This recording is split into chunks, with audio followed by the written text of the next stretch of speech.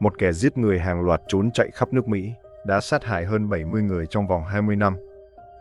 Sau khi bị một nạn nhân chống trả quyết liệt đẩy lùi, hắn lại càng trở nên hèn hạ và điên cuồng hơn. Con dao đồ tể của hắn không chỉ tước đi những sinh mạng tươi sống, mà còn tạo ra vô số bi kịch nhân gian. Thậm chí là những vụ án oan sai nghiêm trọng, cho đến khi nhân chứng sống sót thứ hai xuất hiện, mới đưa được hắn lên máy chém. Đây là câu chuyện về kẻ giết người xuyên bang khét tiếng, Tommy Lynn Sells. Khuya muộn ngày 5 tháng 7 năm 1979, tại bang Missouri, Mỹ, một người đàn ông 39 tuổi tên là John Kay đã ly hôn, đang ngủ say trên giường nhà mình. Một bóng đen lèn vào từ cửa sổ không khóa của nhà anh ta, bước vào phòng ngủ, giơ một khẩu súng lục cỡ nòng lớn lên, chĩa vào đầu John và bóp cò. Vụ án mạng không rõ động cơ này, hiện trường cũng không để lại bất kỳ bằng chứng nào. Trong suốt 20 năm sau đó luôn là một bóng ma không thể xóa nhòa trong lòng người dân địa phương. Và lấy vụ án này làm điểm khởi đầu, trong nhiều năm tiếp theo, tại bang New York, bang Nevada, bang Arizona, bang Florida và nhiều nơi khác, thỉnh thoảng lại xảy ra những vụ giết người tàn ác khó phá án. Nạn nhân có cả nam lẫn nữ, độ tuổi từ trẻ em 11 tuổi đến trung niên ngoài 30 tuổi đều có. Phương thức gây án, hung khí sử dụng cũng khác nhau từ súng lục, dây thừng, dao nhọn cho đến gậy gộc. Vì vậy, cảnh sát các địa phương hoàn toàn không thể liên kết các vụ án này lại với nhau. Càng không nói đến việc nhận ra có một kẻ giết người hàng loạt vô cùng kín tiếng và tàn nhẫn, đang coi toàn bộ nước Mỹ là bãi săn của riêng mình, thực hiện cuộc hoan lạc chém giết. Trong đó tồi tệ nhất phải kể đến năm 1987, vụ thảm sát gia đình Dadin xảy ra tại bang Illinois. Vợ chồng chủ nhà này đã tốt bụng cho hắn đi nhờ xe. Lại thấy hắn trời tối không có nơi nào để đi, nên mời về nhà chiêu đãi một bữa tối. Và sự báo đáp của hắn là một phát súng bắn nát đầu người chồng. Sau đó dùng gậy đánh chết đứa con trai 3 tuổi của anh ta một cách tàn nhẫn, cùng người vợ đang mang thai 6 tháng. Sau khi gây án, hắn thậm chí còn nhục mạ thi thể. Một vụ án mạng kinh hoàng như vậy, do hạn chế về trình độ công nghệ thời bấy giờ, trong suốt 10 mấy năm sau đó, vẫn trở thành một vụ án bế tắc. Nhưng điều còn tồi tệ hơn cả một vụ án bế tắc, dĩ nhiên, chính là án oan. Ví dụ như vào ngày 27 tháng 4 năm 1982, tại thành phố St. Louis, bang Missouri, một gã đàn ông đã đột nhập vào một căn hộ nhỏ, đâm chết người mẹ đơn thân Joanne Tate, đang ngủ say bằng nhiều nhát dao, rồi tiếp tục dùng dao đâm trọng thương hai con gái của cô, Melissa 7 tuổi và Ronnie 4 tuổi. Hai cô bé bị thương rất nặng, nhưng may mắn là sau khi được cấp cứu đã giữ được mạng sống. Sau đó, dựa trên sự nhận dạng của người chị Melissa, gã đàn ông 38 tuổi, từng có thời gian qua lại ngắn ngủi với Joanne là Rodney Lincoln, đã bị cảnh sát xác định là hung thủ. Cuối cùng, hắn bị tuyên án tù chung thân, mặc dù vào năm 2010, công nghệ DNA đã chứng minh được DNA của một sợi lông mu nam giới tìm thấy tại hiện trường không trùng khớp với Rodney. Tòa án vẫn từ chối thừa nhận phán quyết năm xưa có sai sót và cho rằng lời khai của cô bé Melissa có hiệu lực hơn. Cho đến năm 2015, Melissa, lúc này đã là một người phụ nữ trung niên, trên một bộ phim tài liệu truyền hình, đã nhìn thấy khuôn mặt của một tử tù, mới nhận ra rằng bản thân năm xưa đã nhận dạng sai người dưới sự định hướng cố ý của cảnh sát. Nhưng lúc này, Rodney đã phải ngồi tù oan suốt 36 năm và đã trở thành một ông già 74 tuổi. Tất nhiên, kẻ giết người hàng loạt này không phải lúc nào cũng thuận buồm xuôi gió. Đối mặt với những nạn nhân vùng lên chống trả quyết liệt, hắn cũng từng phải nếm mùi đau đớn. Ví dụ như vào ngày 13 tháng 5 năm 1992, tại thành phố Charleston, bang West Virginia, Mỹ, một cô gái 19 tuổi, tên là Fabienne Witherspoon, được bạn nhờ trông coi hộ một căn hộ nhỏ. Chập tối hôm đó, Fabienne khi ra ngoài làm việc đã nhìn thấy một người đàn ông giơ tấm biển "Tôi sẽ làm việc để đổi lấy thức ăn" đứng dưới gầm cầu bên vệ đường, trông có vẻ rất đáng thương. Fabienne nảy sinh lòng đồng cảm, liền tiến lại gần hỏi thăm tình hình của đối phương. Còn người đàn ông đó vừa kể về những khó khăn tài chính mà mình gặp phải gần đây, vừa lấy ra bức ảnh của một cặp mẹ con, nói với Fabienne rằng đây là vợ con của hắn ở quê nhà xa xôi. Điều này càng khiến Fabienne đồng cảm với hắn hơn. Cô ta nói bản thân dù không có tiền, nhưng có thể cho gã một ít thức ăn. Sau đó, cô dẫn gã đàn ông này đến trước cửa căn hộ mà cô đang trông coi, bảo gã đợi mình một lát. Rồi cô bước vào trong nhà, bắt đầu tìm trong tủ lạnh những món đồ có thể chia cho gã. Đúng lúc này, cô nghe thấy một tiếng cạch phát ra từ phía cửa chính. Ngước mắt nhìn lên, hóa ra gã đàn ông đó đã tự đẩy cửa bước vào. Sau khi vào nhà, gã còn chốt khóa trái cửa lại. Fabian nhận ra tình hình bất ổn, lập tức chất vấn đối phương muốn làm gì. Còn gã đàn ông vừa cười man dợ, vừa sải bước tiến vào nhà bếp, lấy một con dao thái từ trên giá xuống, bắt đầu từng bước ép sát Fabian, đồng thời ép cô phải cởi bỏ toàn bộ quần áo trên người. Khi biết được ý đồ bẩn thỉu của gã, Fabian vừa van xin, vừa lùi lại phía sau, rất nhanh đã bị gã dồn vào trong phòng tắm. Lúc này, liếc mắt nhìn quanh, Fabian thấy cạnh bồn cầu có đặt một vật trang trí hình con vịt làm bằng gốm. Cô liền nhớ đến những bộ phim mình từng xem. Khi một người bị vật cứng đập vào đầu thì sẽ bất tỉnh. Vì vậy, cô tiện tay chộp lấy món đồ sứ nhỏ này, nhắm thẳng vào đỉnh đầu gã đàn ông nện xuống.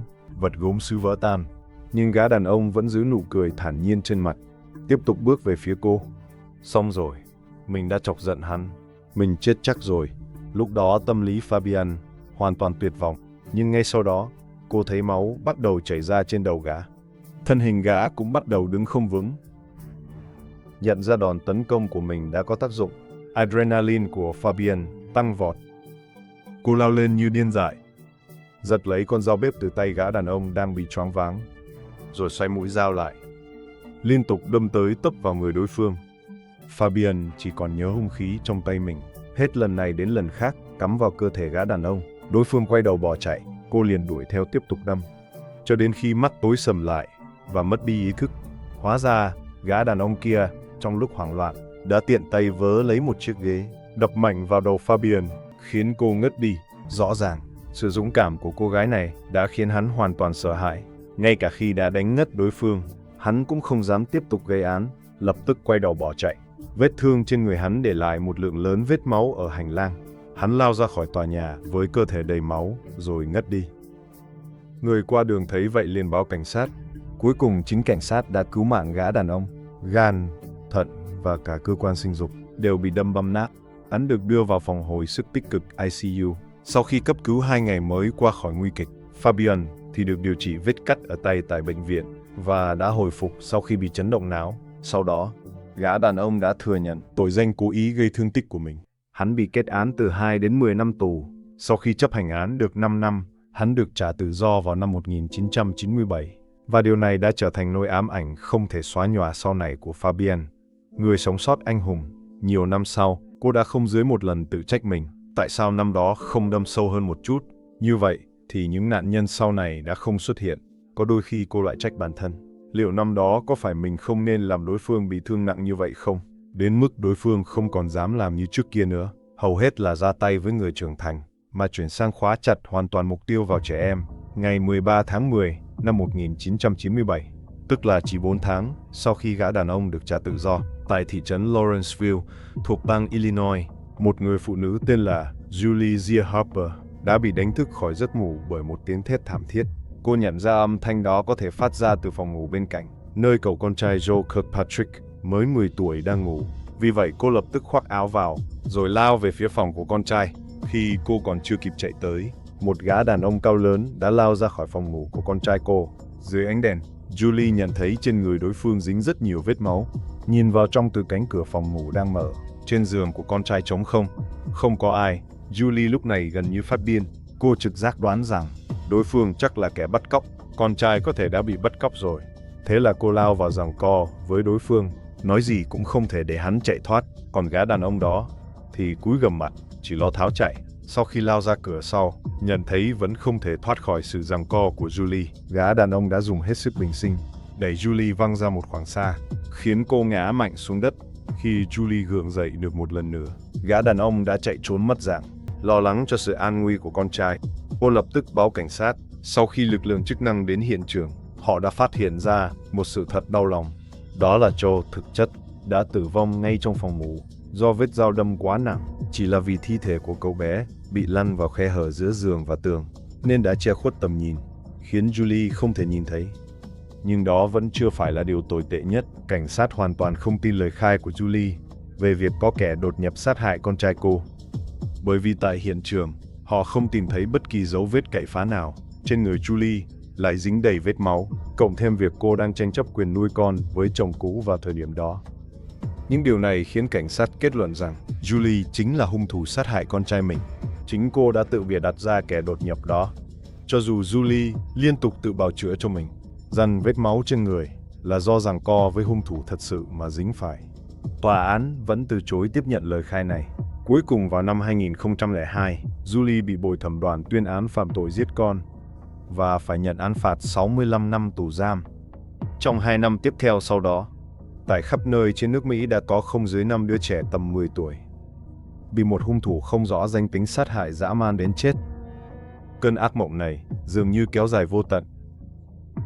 Cho đến ngày cuối cùng của thế kỷ 20, số phận đã dùng một phép màu để chấm dứt chuỗi tội ác điên cuồng này. Rạng sáng ngày 31 tháng 12 năm 1999, tại thành phố Del Rio, bang Texas, một ông lão 66 tuổi, tên là Herb Best, đang vừa dọn dẹp phòng vừa xem chương trình truyền hình đón chào thiên niên kỷ mới trên TV. Là một người đã nghỉ hưu và sống một mình, ông thường đi ngủ khá muộn, và vào đêm hôm đó, cuộc sống bình yên của ông đã bị phá vỡ bởi một tiếng gõ cửa dồn dập. Tiếng gõ cửa không lớn, nhưng vô cùng gấp gáp, giống như một con vật nhỏ bị thương đang cào vào cửa. Sau khi Herb mở cửa, ông đã hoàn toàn sững sờ trước cảnh tượng trước mắt, chỉ thấy một cô bé gầy guộc, nhỏ nhắn chỉ mặc mỗi bộ đồ ngủ đang đứng trước cửa nhà ông.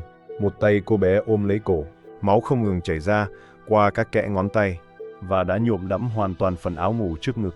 Rõ ràng trên cổ cô bé có một vết thương lớn đang phun máu. Sau khi nhìn thấy Herb, cô bé há miệng định nói điều gì đó, nhưng chỉ phát ra một chuỗi âm thanh khò khè, không thể nói được từ nào. Herb vội vàng để cô bé vào phòng, khóa trái cửa phòng lại, sau đó bắt đầu báo cảnh sát. Trong thời gian này, cô bé nhận lấy giấy và bút mà Herb đưa cho, run rẩy viết xuống gia đình Harris đang gặp nguy hiểm, và cả thông tin kiểu như cháu sẽ chết phải không? Hóa ra cô bé tên là Crystal Sue Alest, lúc đó mới 10 tuổi. Gia đình cô bé chỉ mới chuyển đến khu dân cư này vài tuần trước. Rất nhanh sau đó, Crystal và Katie Harris 13 tuổi đã trở thành những người bạn thân thiết, không giấu nhau điều gì. Sau khi được sự đồng ý của gia đình, Crystal đã ở lại qua đêm tại nhà Harris vào tối hôm đó. Cô bé và Katie lúc thì buôn chuyện ở trường, lúc thì nói về Britney Spears, vui vẻ không tài nào tả xiết. Cho đến hơn 1 giờ sáng thực sự buồn ngủ, không chịu nổi nữa, mới ngủ thiếp đi trên chiếc giường tầng trong phòng của Katie. Không lâu sau đó, một bóng đen đã mò đến bên ngoài nhà Harris. Hắn ta trước tiên cố gắng mở cửa sổ phía sau của ngôi nhà. Sau khi phát hiện nó đã bị khóa chặt, lại vòng ra cửa trước của ngôi nhà. Tại đây hắn phát hiện ra một cánh cửa sổ không khóa. Thế là lợi dụng nó để đột nhập vào phòng. Hắn nhẹ tay nhẹ chân kiểm tra một vòng quanh ngôi nhà, sau đó đâm sầm ngay vào phòng ngủ của hai cô bé. Một lát sau, Crystal đang ngủ say, bị đánh thức bởi một chuỗi âm thanh kỳ lạ. Sau khi nhìn rõ những gì đang xảy ra, cô bé bị dọa cho như hóa đá, trừng lớn hai mắt toàn thân cứng đờ. Hóa ra ngay trước mắt cô bé, người bạn thân Katie đang đứng bên cạnh giường. Miệng của cô bé bị bàn tay của một gã đàn ông cao lớn phía sau bịt chặt, không thể phát ra tiếng động. Còn tay kia của gã đàn ông thì cầm một con dao thép lóe lên ánh lạnh, cứa vào cổ của Katie. Nhận ra Crystal đã tỉnh giấc, Katie nhìn về phía cô bé, trong ánh mắt toàn là sự sợ hãi và tuyệt vọng, cùng với sự cầu cứu dành cho người bạn thân. Nhưng Crystal ngoài việc cứng đờ, nhìn chằm chằm, thì còn có thể làm được gì chứ? Sau đó chỉ thấy gã đàn ông đó vung mạnh tay cắt đứt cổ của Katie, rồi lại dùng dao đâm tới tấp vài nhát vào lưng cô bé. Cô bé tội nghiệp ngã gục xuống sàn nhà trong im lặng. Crystal, khi đó mới 10 tuổi, ở một khoảng cách gần như vậy, đã tận mắt chứng kiến người bạn thân bị sát hại. Có thể hình dung được cú sốc tinh thần lớn đến mức nào. Cô bé muốn hét lên cầu cứu, nhưng lại sợ bố mẹ nhà Harris cũng đã bị hại. Bản thân làm vậy chỉ càng chọc giận hung thủ. Vì vậy, ngoại trừ việc trợn tròn mắt sợ hãi, cô bé không thể làm gì khác. Sau đó, cô bé kinh hoàng nhìn thấy người đàn ông với gương mặt không chút cảm xúc đang tiến về phía mình. Crystal hoảng sợ vội vàng nhấc cánh tay lên để bảo vệ cổ, nhưng gã đàn ông dường như hoàn toàn không bận tâm đến sự kháng cự yếu ớt này. Gã chỉ bình thản buông một câu, đừng tự chuốc lấy đau khổ, rồi vươn tay, dùng dao rạch một đường ngang cổ Crystal. Máu tươi lập tức phun ra xối xả. Nhát dao này cắt rất sâu, ngay lập tức cắt đứt dây thanh quản của Crystal, khiến cô bé không thể phát ra bất kỳ âm thanh nào. Ánh mắt của cô bé cũng lập tức mờ đục đi, không còn vùng vẫy nữa. Sau đó, gã đàn ông rời khỏi căn phòng. mở cửa chính của ngôi nhà và bước ra ngoài, lên xe bỏ đi. Lúc đó hắn không biết rằng thực chất Crystal vẫn chưa chết. Có lẽ để né hai tay đang bảo vệ cổ của Crystal, con dao của gã đàn ông đã bị lệch đi một chút, vừa vặn chệch khỏi động mạch cổ của Crystal. Điều này giúp cô bé may mắn sống sót. Sau khi gã đàn ông rời khỏi phòng, cô bé lập tức bước xuống giường, muốn cứu người bạn thân Katie. Nhưng vết thương của Katie thực sự quá nặng. Sau khi co giật vài cái trong lòng Crystal thì hoàn toàn bất động. Điều này khiến Crystal đau đớn, chỉ muốn khóc lớn. Nhưng cô bé lại không thể phát ra được chút âm thanh nào. Cho đến một lát sau, nghe thấy tiếng xe khởi động bên ngoài ngôi nhà. Rồi tiếng động chạy ra xa dần. Cô bé mới lao ra khỏi nhà, chạy đến một nhà hàng xóm gần nhất còn sáng đèn để cầu cứu. Sau khi cảnh sát đến hiện trường, họ lập tức đến nhà Harris để kiểm tra. Nhưng thực ra bố mẹ của Katie, vợ chồng Harris, suốt quá trình đó đều đang ngủ say ở một căn phòng khác, hoàn toàn không bị đánh thức. Cho đến khi cảnh sát gõ cửa, họ mới bàng hoàng và đau đớn phát hiện ra con gái mình đã chết thảm trong phòng ngủ. Còn Crystal, người may mắn sống sót, cũng ngay lập tức được đưa vào bệnh viện cấp cứu, cuối cùng cũng giữ được mạng sống. Và suy nghĩ đầu tiên của cô sau khi tỉnh lại chính là phải trả thù cho bạn mình, đưa hung thủ ra ánh sáng trước pháp luật. Vì dây thanh quản bị tổn thương tạm thời không phát ra tiếng, cô ấy liền dùng bút viết, dùng tay ra hiệu để giao tiếp với họa sĩ phác họa của cảnh sát. Cuối cùng đã vẽ ra bức chân dung diện mạo của hung thủ. Sau khi nhìn thấy bức phác họa này, một người bạn của gia đình Crystal cho biết trông rất giống gã nhân viên bán hàng tên Tommy ở một cửa hàng xe cũ gần đó. Vì vậy cảnh sát ngay lập tức tìm được ảnh của người đàn ông tên Tommy này, trộn lẫn với ảnh của những người đàn ông khác để Crystal nhận dạng. Cô gái gần như không một chút do dự từ trong đống ảnh, chỉ mặc điểm tên người đàn ông mà dù có thiêu thành cho cô cũng không thể quên được. Hắn tên là Tommy Linsell. 2 ngày sau khi vụ án xảy ra, cảnh sát đã bắt giữ Tommy tại cửa hàng xe cũ đó. Hắn không hề đưa ra bất kỳ sự phản kháng nào mà chịu trói chịu đầu hàng, và dường như còn thở phào nhẹ nhõm nói với viên cảnh sát đang còng tay hắn: "Các anh cuối cùng cũng tìm thấy tôi rồi." Sau khi bị giải về đồn cảnh sát, hắn cũng không hề giấu giếm mà khai nhận toàn bộ quá trình hắn lẻn vào nhà Harris như thế nào và ra tay tàn độc với 2 cô gái ra sao. Tuy nhiên lời khai của hắn không chỉ dừng lại ở đó. Người đàn ông này gần như đổ sạch mọi chuyện ra như chút nước, khai nhận về cuộc đời của mình, cùng với tất cả các vụ án mạng trên tay hắn. Tommy Linsell sinh ngày 28 tháng 6 năm 1964 tại thành phố Oakland, bang California. Sinh ra cùng lúc với hắn còn có một người em trai song sinh, tên là Jerry. Vì người cha vô trách nhiệm bỏ nhà đi, khiến gánh nặng nuôi nấng 5 đứa trẻ trong nhà đều đè nặng lên một mình người mẹ Nena. Điều này khiến cuộc sống của cả gia đình rất túng quẫn và hỗn loạn. Điều kiện sống tồi tàn là môi trường nuôi dưỡng bệnh tật. Khoảng 1 năm rưỡi sau khi sinh, Tommy cùng với người anh em song sinh Gary đều mắc bệnh viêm màng não. Tommy đã vượt qua được, còn em trai hắn thì qua đời. Sau đó người mẹ Nena chọn gửi Tommy đến nhà họ hàng nuôi dưỡng, từ đó không thèm dòm ngó quan tâm đến hắn nữa. Mấy năm sau khi được đưa trở lại bên cạnh mẹ, mối quan hệ của hai mẹ con cũng rất xa cách và lạnh nhạt. Không chỉ có vậy, từ lúc này Tommy thường xuyên bị một gã bạn trai của mẹ xâm hại trong thời gian dài. Mà người mẹ dường như giữ thái độ thờ ơ, thậm chí là dung túng đối với tình trạng này, dường như đang dùng cách bán đứng con trai này để đổi lấy sự vui lòng của gã bạn trai. Nhưng trải nghiệm thời thơ ấu này đã dần làm bóp méo tâm lý của Tommy. Hắn bắt đầu bộc lộ xu hướng nhân cách chống đối xã hội mạnh mẽ. Khoảng 13 tuổi, hắn đã rời bỏ gia đình, bắt đầu sống lang thang ngoài xã hội. Theo lời hắn tự thuật, lần đầu tiên giết người là vào năm 15 tuổi. Khi đó hắn đột nhập vào một ngôi nhà để trộm cắp, không ngờ lại bắt gặp một người đàn ông trung niên đang xâm hại một cậu bé. Việc này đã khơi dậy ký ức đau đớn trong lòng hắn. Đến khi hắn tỉnh táo lại, đối phương đã chết dưới họng súng của hắn. Điều này mang lại cho hắn một sự giải tỏa và khoái cảm kỳ lạ. Kể từ đó, mọi thứ không thể cứu vãn. Bắt đầu chuỗi 20 năm dài, lang thang khắp nước Mỹ để thực hiện hành vi giết chóc. Hắn tuyên bố bản thân coi việc giết người là một việc thiện nguyện, giúp đối phương giải thoát khỏi thế giới đau khổ này. Hắn thích nhìn chằm chằm vào mắt nạn nhân, chìm đắm vào việc thưởng thức quá trình ngọn lửa sự sống lụi tàn và tắt hẳn. Hắn đã khai báo không chút giấu giếm về những chi tiết của hơn 70 vụ án mạng đã gây ra trong suốt 20 năm qua.